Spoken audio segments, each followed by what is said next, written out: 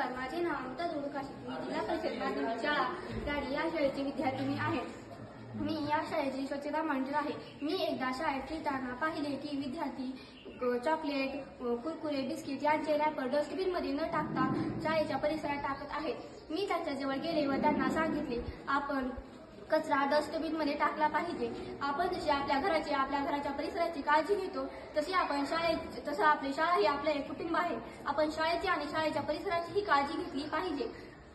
त्यांना वाटलं मी स्वच्छता मॉनिटर आहे म्हणून मी माझ्या जबाबदारी त्यांना सांगत आहे व त्यांनी माझ्याकडे दुर्लक्ष केलं. मग मी ठरवलं ते जितका कचरा करतील तितका आपण उचलायचा. ते जितका कचरा करत गेले तितका मी उचलत गेले. तेव्हा त्यांना त्यांची चुकी कळाली व तेही डस्टबिनमध्ये कचरा टाकू लागले आणि इतर कोणी जर बाहेर कचरा टाकत असेल तर त्यांनाही सांगू लागले की आपण कचरा परिसरात न टाकता डस्टबिनमध्ये टाकला पाहिजे. आणि आमच्या शाळेतला सर्व कचरा डस्टबिनमध्ये गोळा होऊ लागला व आमची शाळा सुंदर शाळा झाली. Let's change.